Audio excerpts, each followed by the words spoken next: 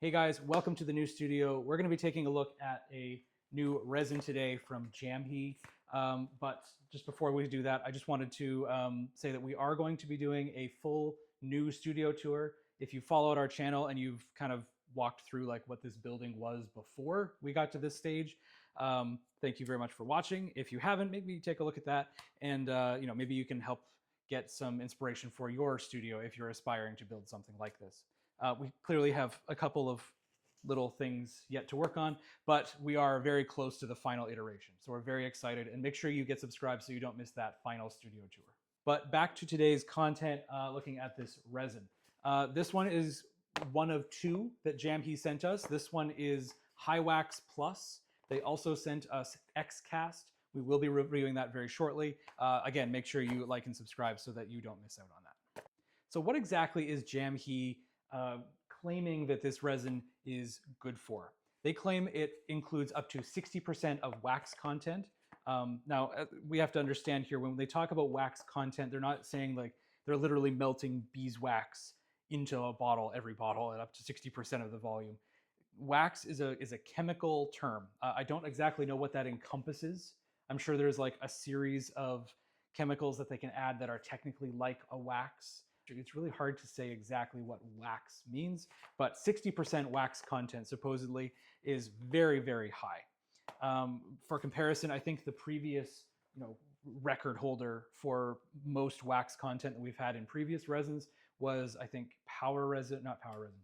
Resin Works 3D Easy Cast 400, which was 40% wax content. Now, they do claim that this resin is good for printing bulky men's rings or filigree styles, which is a wild spectrum, honestly. Usually you have one that claims to only do heavy stuff really well because you want that to burn very cleanly. And then you want a filigree which can print really delicately, and maybe it doesn't burn away so well when it's in a big chunky format, but when it's really thin, it just disappears and vaporizes. So that they're claiming both is kind of odd. Now, one of the weird things that they are reporting is that it's a no expansion during burnout, so you get accurate sized jewelries after casting. The grammar is high. The statement is a little confusing to me, as usually we are looking mainly at shrinkage as the sizing problem, and expansion as a problem related to the burnout process. If the resin expands during the burnout, it's usually a temporary event caused by the extreme heat that's happening during the combustion process when the solid turns directly into a gas. Unlike a wax, where you go from a solid to a liquid, it melts to the bottom of your kiln and then burns away as vapor. Most resins go from a solid to a gas all in one state. They skip that melting phase. And during that process of going from a solid, it naturally likes to expand as it turns into that gas. And that's where you tend to see the issues with investment breakaway, where say you're doing like a letter A or something, and that little triangle in your A will break off and it will fill in and you'll have like a rough spot, and then you're like, oh, how do I fix this? So anyway, alluding to the fact that this expansion is a permanent thing is a bit new to me and doesn't really align with what we know about the entire casting process. So with print testing, as we usually do, we started on the Prusa SL1S running the built-in resin calibration program. This program places 8 models on the bed and exposes each one differently at incremental levels of exposure set during the program. So what we did is we started with, I think it was 4 seconds, and every half second, it would expose the next model in line by half a second more, so that in the end, I believe it was getting up to about 10 seconds by the last one. I chose to start this program as well using the 50 micron option. However, the JamgHe instructions do go on to say that you should be using at least 25 or 30 micron layer height, which is pretty normal for jewelry. You do want to get the highest possible fidelity, the lowest layer lines, all that type of stuff. So it's not unusual, but I did start with 0.5. And the base exposure was 30 seconds. So we had signs of underexposure starting at the very lowest option, which I think was 4 seconds, as I said, going up to about 10 seconds, where everything started to look really good. So at this point, I just want to let you know that this is kind of a weird result. So when I start these print tests, I like to start fresh. Sometimes I read the instructions, oftentimes I just don't.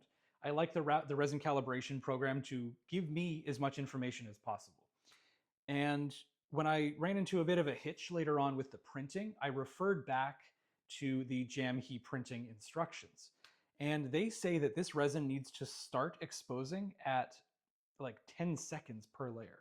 Now, that we were getting successful prints at like 4 seconds is a bit odd, especially on the Prusa SL1S, because that is an older machine. It's got a applied tempered glass screen protector on it so that if I get a resin leak, I can just scrape it off with a steel spatula thing, and I don't have to worry about it at all, which is awesome. But that glass does reflect some of that UV light back down. So compared to, say, our Sonic Mini 8KS, you have to have a lot more exposure, and that we were getting a 4-second success is very weird, especially on the Prusa. I would expect, say, a 4-second success on the Mini and dirt failure at that point. So it's getting weird, conflicting results here.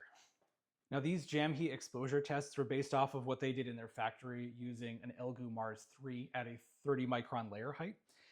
So the latest and greatest printers today, I believe, are up to like Mars 5, I think, might mean that a 6.5 second or even less exposure time might be appropriate, depending on how much more powerful those UV LEDs have gotten. So anyway, we continued our testing onto the Sonic Mini 8KS with a layer of exposure of up to 12 seconds this time. And we used our new test bed of light to medium and, of course, our heavy test bed models, which have a gradual increasing number of supports. So on this very first model, we have a single support, just one at the very bottom point, and we just see what happens as it grows. Does it sag? Does it just fail? Because honestly, I think one support is kind of designed to fail. That's not an unreasonable result. And then, of course, as we gradually increase the number of supports, it gets to the point where this is just over-supported, this is crazy, this is misunderstanding, you can't use this, you've got more work to do to fix it than you would be to just use less material. But anyway, in summary, the point of this whole test is that it gives us and you guys an understanding of how durable this resin is. We need to know what size of support head is useful. So the printing with this resin was relatively smooth. It printed a lot better than I thought it would, based off of some of the, that 60% wax claim, for example. Traditionally, higher wax content means that it's incredibly not durable. It just breaks off. It can't, support its own weight. You need to have a number of supports with fairly large print heads to combat any layer adhesion. Just the act of it coming off can, unhinge it and then break off a support, and you end up with just a pile of nothing. For the post-processing, we did a quick wash in isopropyl alcohol and a 5-minute UV post-cure. The JamgHe instructions don't really lay out anything concrete, so we just kind of went with, is the surface sticky? It wasn't, but we decided to go for a quick UV post-cure just to make sure that there was no chance of that resin-water interaction that often creates that texture on the outside. So now let's move on to the casting process and the casting results. For our resin reviews, we like to take a build-up approach, similar to how we handle the supports on the printing. We like to start with a similar approach to our burnout schedule. We're using Optima Prestige, using a 36:100 mixed ratio. So we like to do our first burnout as one of our rapid burnout schedules, doing 6 hours, ramping pretty much just straight up from room temp to 1350 Fahrenheit. And if it doesn't work out well, then we switch over to a 12 or 14 hour more conventional investment burnout, because, well, if it doesn't work on a lower end, it's probably going to work on a higher end. And if it doesn't work at the 12 or 14 higher end, then it's probably not going to work at all. So on casting day, we did end up getting closer to the 7-hour burnout rapid schedule. Normally we like to do about a 6-hour, but being is that we were casting multiple metals that day in multiple different sizes, this did work out in our favor, that we were able to give it that extra hour. These results, however, show a flaw in their support documentation, and they don't really indicate when to use which burnout schedule. The larger the model, the more we saw the textures pop out. This is evident between the smaller of the signet rings and the larger one. On the smaller one, we saw a couple of small issues here on the top. On the larger one, we saw the similar issues, but to a larger extent, and then a couple of little ones on the band. So all in all, if you're casting a larger model, maybe you should just go with that full 12-hour burnout, give it the best possible chance. But seeing as how we did 7 and we got, incremental flaws, I think if we had done an 8 or a 9 hour. It would have been a lot better for the larger of the signet rings. Now the smaller ones though, they came out wonderful. Even the skull turned out pretty good. I would consider this a larger model, but because it's thinner, there was a lot less material there to burn out. The overall surface quality and the detail retention was pretty good.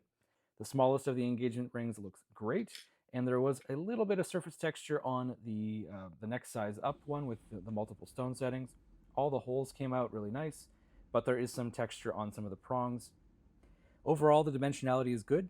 What we got in is what we got out. There was no crazy amount of shrinkage, and I don't see any expansion, which is still kind of weird that they mentioned before. So all in all, if you want to play with your burnout schedule based off of your model sizes, this is approximately 10 grams of bronze. In silver, that would be probably about 13 grams. The top is about, I want to say 3/4 of an inch, so about 15 millimeter, which is pretty big. But anyway, you base your models off of this and you can vary accordingly. So just something that I want to clarify is that when JamgHe is talking about large prints, they're referring to larger men's rings like our open source gear signet ring here. This is what they're referring to, but if you're thinking that you're going to be casting miniatures, and if you are casting miniatures, honestly, we want to hear from you. If you could, post in the comments down below, we'd really like to know. Being a jewelry channel, we do have to limit our scope here. We can't do everything. But anyway, that's what JamgHe is talking about. They're not talking about miniatures, it's sculptures and big stuff. We would have to confirm that in a different video.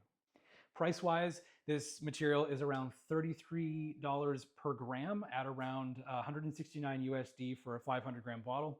It's a little bit steep, but it's still half the price of the big players like Power Resin, Vintage, and Dark, or Bluecast X1.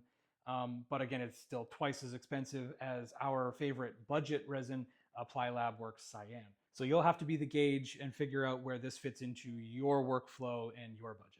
I am definitely going to be using up the rest of this bottle. I'm undecided if I would repurchase a bottle because it didn't completely blow me out of the water at this price point.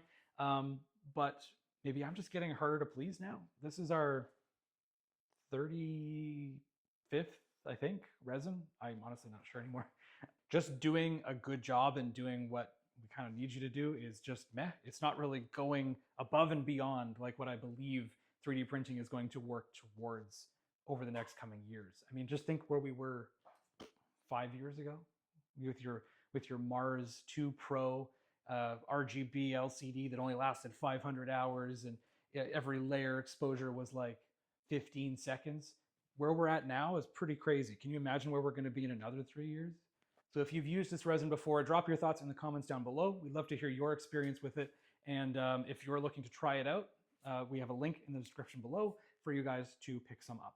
So thank you very much for watching. Don't forget to like and subscribe and share if you found this review helpful. If you are finding that you need some more assistance with 3D printing and casting in general, consider our membership program on Discord. You can find the join button somewhere around here. Below this video, membership grants you access to our Discord channel where you have access to me and many other like-minded people who can bounce ideas off of you and off of us. We can post some pictures and we can diagnose pretty much any issue at this point pretty quickly. So we look forward to seeing you guys there. I will see you in the next one.